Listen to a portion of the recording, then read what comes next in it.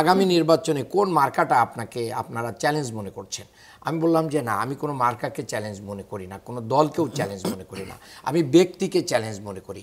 যে ব্যক্তির clean image থাকবে, যার সুন্দর রাজনৈতিক চরিত্র থাকবে, তার সাথে প্রতিদ্বন্দ্বিতা হবে।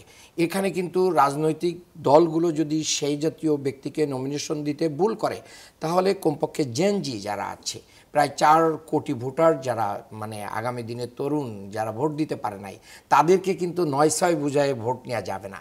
তারা কিন্তু রাইট জায়গায় তার সিলটা মেরে দিবে। তারা যাকে মানে পছন্দ করবে সেখানে বাপের কথায়ও ভোট দিবে না, পাড়ার কোনো মোড়লের কথায় ভোট দিবে না, কোনো পেশি শক্তির কাছে তারা নতি স্বীকার করবে না। মাঠে আছেন অনেকদিন ধরে, ভোটার আসলে কি বলছেন আপনার এলাকায়?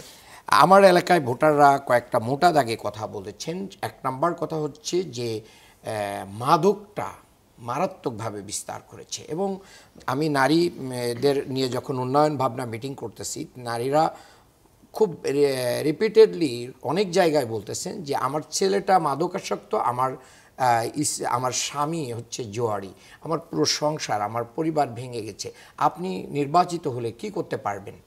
এটা তার প্রশ্ন। আমি এই প্রশ্ন শুনে আমার চোখের পানি চলে আসে যে আমরা একটা মানে পরিবারকে ভেঙে ফেলতেছি, অথচ এগুলো রাজনৈতিক ছত্রছায়ায় এগুলো কি হয়, পরিচালিত হয়, রাজনীতি নেতারাই এগুলোর। আমি বলেছি যে আমরা এখন তো রাজনৈতিক সরকার না, এখন যে সরকার আছে, এই সরকার মূলত একটা অন্তর্বর্তীকালীন সরকার, এটা তত্ত্বাবধায়কের চেয়েও খারাপ অবস্থায় আছে।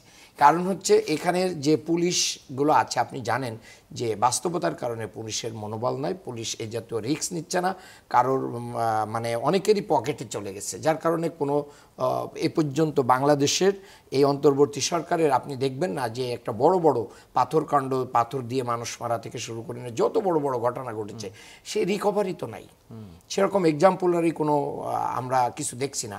এই যে 5ই আগস্টের টাইম পর্যন্ত যত অস্ত্র লুট হয়েছে থানাগুলো থেকে, আপনার কতটা অস্ত্র বাংলাদেশে উদ্ধার হয়েছে? হয় নাই। কারা উদ্ধার করবে? এই উদ্ধারের তো কাজ ছিল তাদের।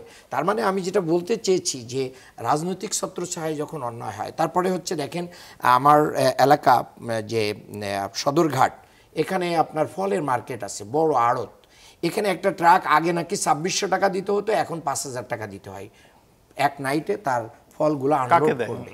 কাকে দেয়, কে নিয়ে যায়? ওই ভাই ব্রাদাররাই নিয়ে যায় আর কি।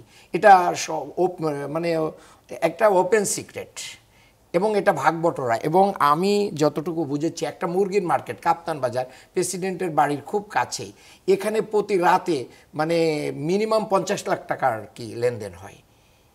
এটা কিভাবে হয়? এটা আমরাই করছি। আমি দেখছি যে দুর্নীতিকে যদি আমরা নো করে দিতে পারি, চাঁদাবাজিকে নো করে দেয়, তাহলে বাংলাদেশকে এগিয়ে নিয়ে যাওয়ার জন্য 5 থেকে 10 ইয়ার্স এনাফ।